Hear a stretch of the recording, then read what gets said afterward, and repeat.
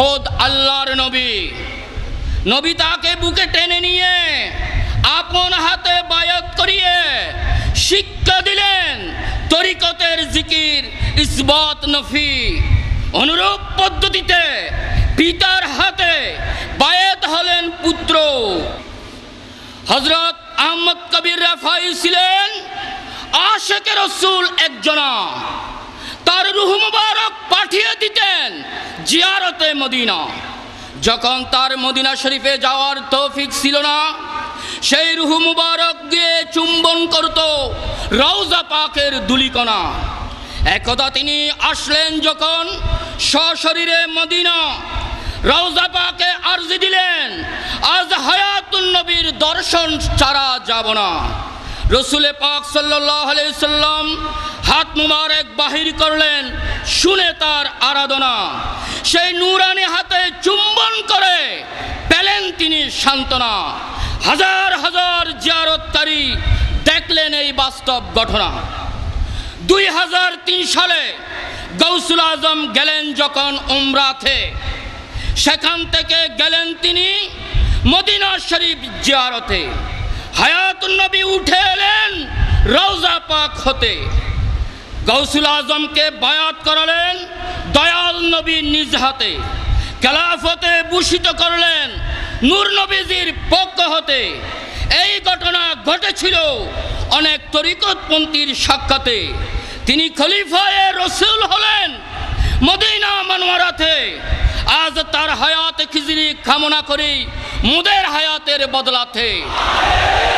খলিফায়ে রসুল জামানার গৌসুল আজম অশান্ত জাতিকে সঠিক দিশা দেওয়ার লক্ষ্যে জাতির শ্রেষ্ঠ সম্পদ যুব সম্প্রদায়ের উদ্দেশ্যে ঘোষিলেন, হে যুবক, নামাজ পড়ো, রোজা রাখো, নবী করিম সাল্লাল্লাহু আলাইহি ওয়াসাল্লামের পর দরুদ পড়ো, এ মাতৃভূমি শান্ত করো। শতাব্দীর এই শ্রেষ্ঠ উক্তি ইতার তরঙ্গের ন্যায় ছড়িয়ে পড়ল এশিয়া থেকে ইউরোপ হয়ে কানাডার টরন্টোর জমিনে। গৌসুল আজমের শান্তির ফর্মুলায় যুবকদেরকে সর্বপ্রথম 5 ওয়াক্ত নামাজ কায়েম করার জন্য আহ্বান জানিয়েছেন। কেননা আল্লাহর নিকট সর্বাধিক পছন্দনীয় আমল হচ্ছে নামাজ। নামাজ মানুষের জীবনকে সুস্থ, সুন্দর ও সাবলীল করে। নামাজে বারবার হাত উঠা নামায় ফুসফুস প্রসারিত হয়, রুকু পাকস্থলীকে সবল করে, হজমে সাহায্য করে, সিজদা মস্তিষ্কে রক্ত সঞ্চালনকে সহজতর করে। সর্বোপরি নামাজ মানসিক রোগের প্রতিষেধক হিসাবে কাজ করে এবং আত্মশক্তি অনেক অনেক বাড়িয়ে দেয়। আর এই নামাজই তো হচ্ছে বেহেশতের চাবি। তিনি যুব সমাজকে রোজা রাখার পরামর্শ দিয়েছেন, কারণ রোজা আত্মশুদ্ধি ও সংযমের শিক্ষা দেয়। রোজার মাধ্যমে আল্লাহর সাথে বান্দার সান্নিধ্য অর্জিত হয়। রোজা স্বাস্থ্য রক্ষা করে, কুরিপুসমূহকে ধ্বংস করে। তিনি যুব সমাজকে অধিক দরুদ পাঠ করার আহ্বান জানালেন। এর কারণ হলো দরুদ শরীফ পড়লে কিয়ামতের ভয়ানক অবস্থা থেকে নাজাত পাওয়া যায়, মৃত্যু যন্ত্রণা সহজ হয়, দ্রুত ফুলসিরাত পার হওয়া যায়, দুনিয়ার ধ্বংসাত্মক কর্মকাণ্ড থেকে মুক্তি পাওয়া যায়, হুজুর পাক সাল্লাল্লাহু আলাইহি সাল্লামের প্রতি মুহাব্বত অর্জিত হয়। অতএব দরুদ পড়া এমন একটি নিয়ামত যার সঙ্গে তুলনা হয় না অন্য কোনো ইবাদত। যেজন করিবে দৈনিক 1000 বার দরুদ পাঠ, জাহান্নামের আগুন হারাম হবে, পাবে জান্নাতের ওই স্বাদ। পরিশেষে মাতৃভূমিকে শান্তির আধারে পরিণত করার জন্য তিনি উদাত্ত আহ্বান জানালেন। এতে রয়েছে তার গভীর দেশপ্রেমের পরিচয়।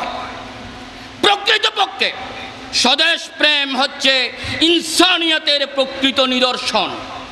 এই যুব সমাজের জন্য তিনি হিলফুল ফজলের আদলে গঠন করলেন মুনিরিয়া যুব তবলিগ কমিটি বাংলাদেশ।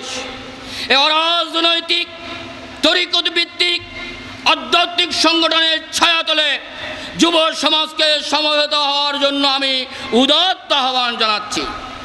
যুব সমাজকে সৎ কাজের আদেশ ও মন্দ থেকে বিরত রাখাই এই কমিটির অন্যতম লক্ষ্য। To ensure global and spiritual welfare, পার্থিব এবং আধ্যাত্মিক কল্যাণ সুনিশ্চিত করা এই কমিটির অন্যতম উদ্দেশ্য। সেই জন্য বলা হয় जो कुछ करना है आज ही कर ले, अफलाकों की साया तले हशर तक छूना पड़ेगा, रोए जमीन की साया तले। गौसुल आजम বলেছেন, আজকে জানা একদিন হবে না, মাটির অগর মাটির বিছান, মাটি হবে ঠিকানা। বাড়ি গাড়ি দম দৌলত সাথে কিছু যাবে না, দৈহিক সুন্দর বিলীন হবে তাও কিছু থাকবে না। যেই দিন তুমি করবে শুধু আফসোস আর আফসোস, সেই দিন তোমার কাজে আসবে মুখলেস তরিকতপন্থী নারী আর পুরুষ। যা করার আজই করুন, সময় পাওয়া যাবে না। আজকে যাহা চলে যাচ্ছে কালকে তাহা আসবে না। অতএব আসুন এখনই আখিরাতের পথে নিজেকে শান্তি রাখার জন্য স্থান নিশ্চিত করি। আজকের এই গৌসুল আজম কনফারেন্সের মঞ্চ থেকে মহান আল্লাহর দরবারে ফরিয়াদ, হে আল্লাহ, খলিফায়ে রাসূল জামানার গৌসুল আজমকে হায়াত খিজরি দান করুন। হে আল্লাহ, আজকের এই গৌসুল আজম কনফারেন্সের প্রধান মেহমান মহান মুর্শিদ আজমকে হায়াত খিজরি দান করুন। জামানার রাবে বসরি ফাতেমা ইসানি রুহানি আম্মাজানকে জান্নাতে আলা মাকাম দান করুন। বাংলাদেশে শান্তি বর্ষিত করুন। ওয়া আখিরু দাওয়ানা আনিল হামদুলিল্লাহি রাব্বিল আলামিন।